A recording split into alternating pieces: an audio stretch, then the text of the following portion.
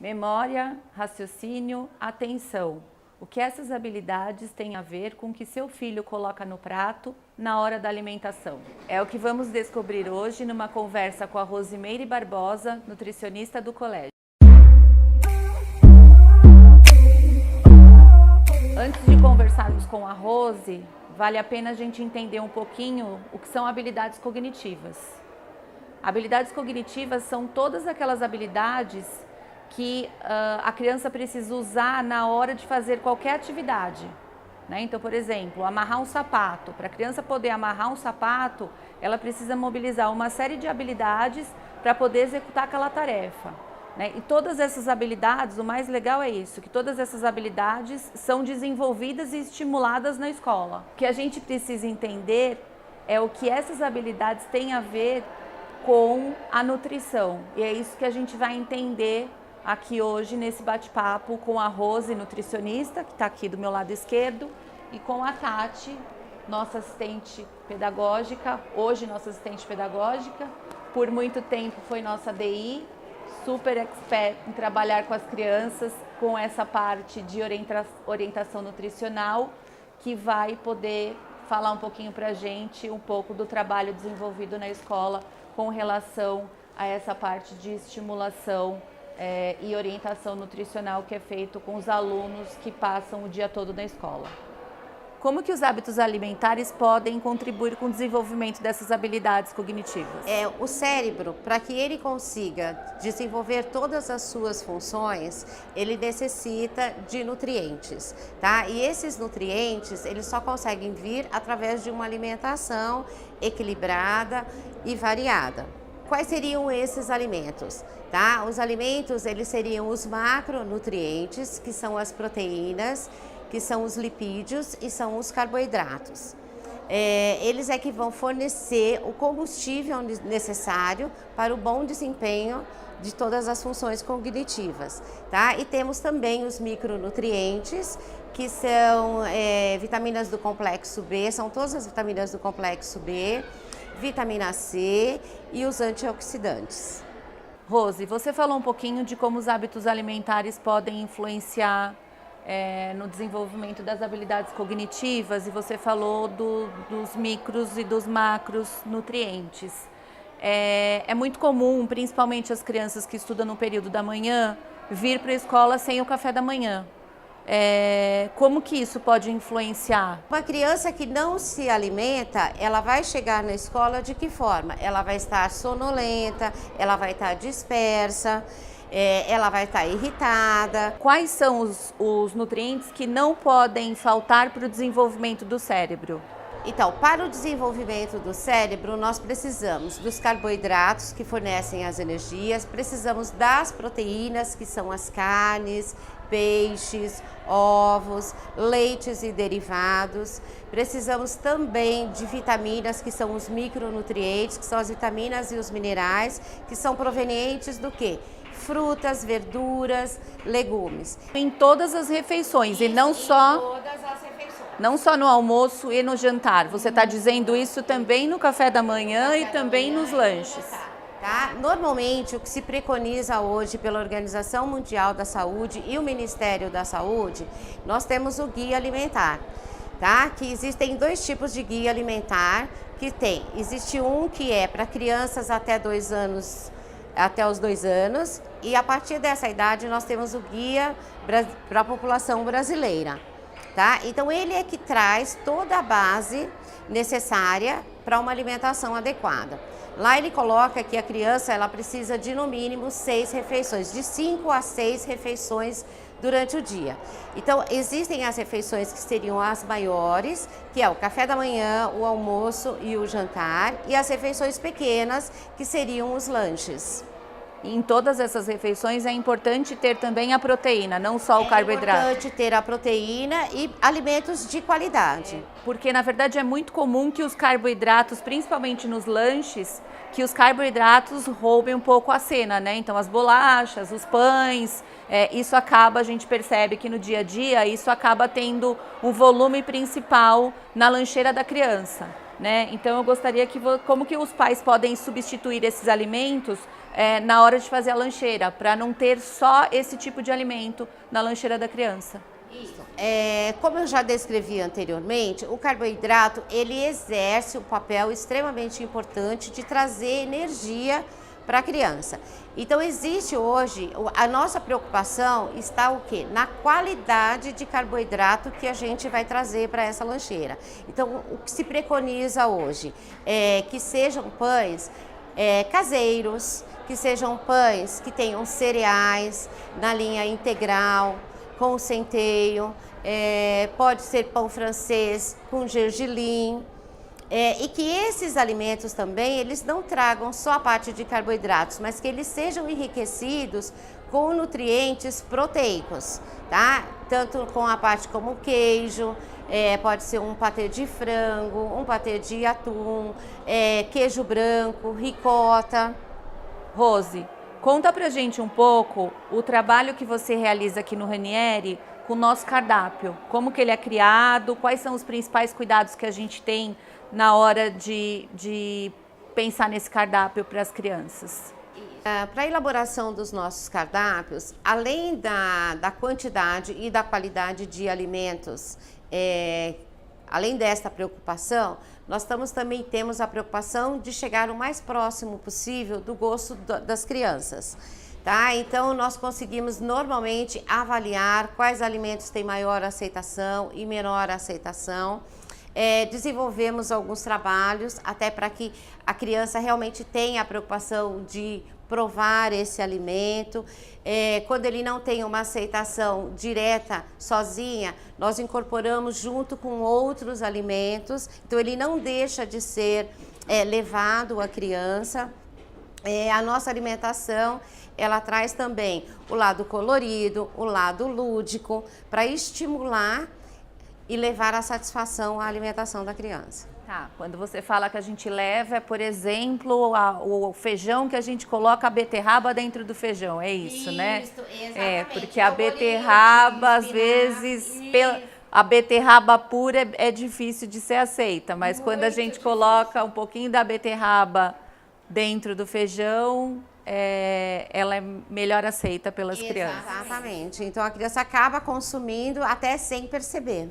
Tati, conta um pouco pra gente como que é feito esse trabalho de orientação nutricional. Você por bastante tempo trabalhou com as crianças diretamente, né? Agora a gente está aí nesse período de pandemia, agora que as crianças estão voltando à rotina, a gente tem uma aula semanal de orientação nutricional com os alunos de maternal 2 até o 7º ano que utilizam o serviço adicional da escola, né? Então fala um pouquinho como que é feito esse trabalho, que tem um foco em justamente trabalhar a aceitação dessas crianças na alimentação, né? Para que a hora da refeição seja um momento mais tranquilo com eles ali, que que eles já estejam mais preparados para entender um pouco o cardápio da escola e para aceitar melhor esses alimentos, pelo menos provar. Né? Então fala um pouquinho pra gente como que isso funciona.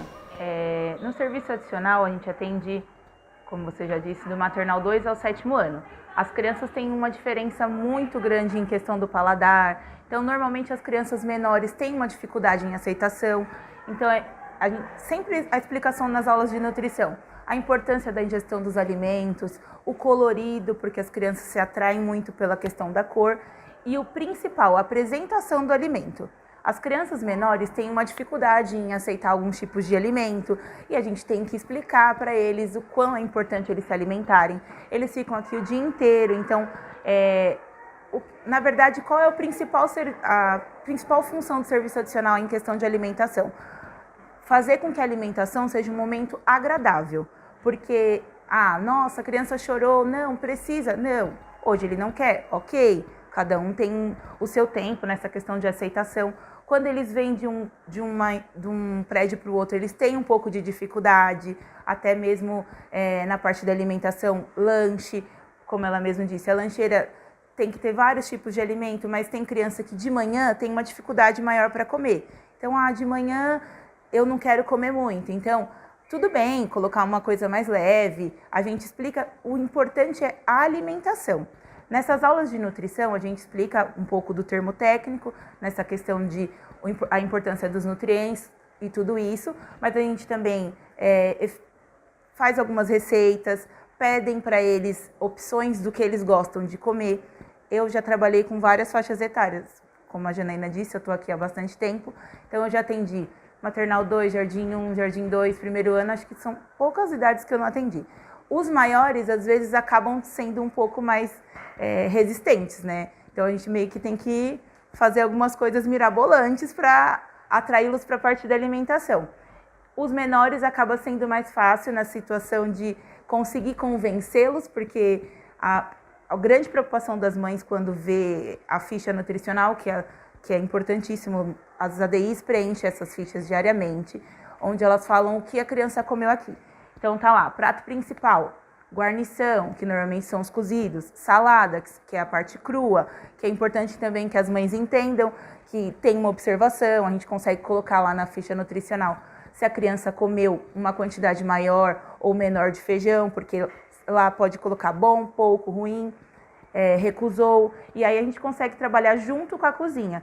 Normalmente as crianças, que agora a gente está num período de pandemia, mas normalmente as crianças fazem uma visita à cozinha, conhecem as tias que preparam o alimento, que é importante, que a tia Vilma, que é uma tia que a gente tem há muito tempo, a tia Lourdes, com a gente também há muito tempo, eles conhecem, eles sabem a importância. Nós mostramos para eles também a importância dessa pessoa, que ela faz com muito amor o alimento. Então, a parte de alimentação no serviço adicional, ela é de extrema importância para a gente e para as famílias, porque o que a gente percebe é que as mães ficam muito inseguras. Ai, será que está comendo mesmo? Será que a tia está mesmo falando? E de fato, a gente trabalha com isso, porque é importantíssimo, inclusive para a criança ter um desenvolvimento durante o dia bom, porque se ela não come, de fato ela não aguenta ter energia para executar todas as atividades aqui. E eles, inclusive, manipulam esses alimentos também, né, Tati? Sim, porque sim. Muitas crianças não conhecem o alimento e na hora da refeição acham aquilo muito estranho e aí não querem nem experimentar porque nunca viram aquele alimento, né? Porque hoje não é tão comum as famílias levarem as crianças ao supermercado, às vezes à feira, né? Ou até mesmo o alimento é comprado de uma forma diferente. Hoje em dia é tudo muito fácil. Você chega no mercado, as coisas já estão cortadas, tudo mais. E nas aulas de nutrição, quando a gente apresenta o alimento para eles, às vezes nem eles têm esse conhecimento. Nossa, mas isso é uma beterraba? Porque só vê a beterraba lá pronta e não tem a consciência do que é uma beterraba. E o que a Rose falou é fato. Essa questão da ingestão do alimento de uma forma, não que eles não saibam, porque é importante que eles saibam que eles estão comendo, até para eles entenderem que, opa, não é tão ruim assim. Então a gente tem que falar para eles, olha, você sabia que nesse feijão que você está comendo tem inhame? Então, duvido. Tem, você sentiu. Então, para eles perderem esse bloqueio com o alimento, porque eles têm essa trava, nossa, beterraba, não quero. Não, mas no feijão tinha beterraba. Então é importante a gente falar para eles o que tem no alimento. Porque às vezes eles pensam, tem uma recusa, não aceitam, mas é só uma questão mesmo de preconceito com o alimento. Eles nem sabem, às vezes, nem o gosto. Aqui a gente tem a cozinha que o serviço adicional usa para realizar algumas atividades. Eles preparam, eles colocam a mão na massa, literalmente, sempre com a supervisão de uma DI. Na parte de, se tiver algum preparo que precise de forno, as crianças não têm esse contato, que são só os responsáveis. Mas eles mesmos gostam de usar muita cozinha. Eles fazem algumas receitas que eles trazem ou que as meninas sugerem. Inclusive, esses dias, uma turma de serviço adicional foi até minha sala levar uma receita de brigadeiro de banana. É um brigadeiro funcional, algo assim, feito com cacau, banana. Mas podem clicar aí no link, que vai ter a receita aí que as meninas colocaram aí para vocês verem também. Muito bom e super saudável. Nem eu acreditei que estava comendo banana, então eu falei, gente, mas como assim? Eu quero mais. Uma vez por semana eles usam esse ambiente, então é um ambiente do serviço adicional, né, que eles têm dentro do espaço físico que eles ficam no período desse serviço, né, e que tem toda a estrutura para que eles possam fazer essas aulas. Isso. Gente, para encerrar, agora eu vou pedir para você, Rose, dar 3 dicas para as famílias estenderem esse trabalho aí de orientação nutricional para casa. O que eles podem fazer para ajudar as crianças aí nesse processo? Então, as 3 dicas que eu traria. Em primeiro lugar, seria a criança ser levada às compras dos alimentos, tá? Em supermercados, nas feiras, para que elas consigam conhecer os vários tipos de alimentos e também incentivar o consumo. A segunda seria a criança auxiliar no preparo das refeições. E a terceira seria realmente atuar de forma efetiva na composição de sua lancheira e do seu prato. Pensando em todas essas características, nós trouxemos para esse semestre uma nova forma de cardápio da montagem das lancheiras. Então, antes nós fazíamos como? A gente descrevia um cardápio diário do que as crianças poderiam fazer. E hoje nós trouxemos nesse formato novo a separação dos grupos. Então, uma lancheira, ela precisa ter sempre o líquido, que pode ser uma bebida láctea, pode ser suco natural.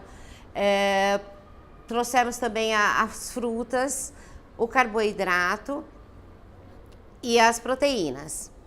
Então, hoje, a criança, ela acaba tendo nesse formato a autonomia de escolher exatamente o que ela precisa, o que ela gostaria de consumir. Rose, obrigada pelas dicas. As famílias vão gostar bastante das sugestões. Acho que vai dar para a gente aproveitar muito com as crianças aí. Tati, obrigada pela conversa. Acho que deu para entender um pouquinho do trabalho da escola. Pessoal, obrigada. Nossa próxima conversa vai ser sobre o tema berçário ou babá. Então, a gente espera vocês no próximo Honeycast.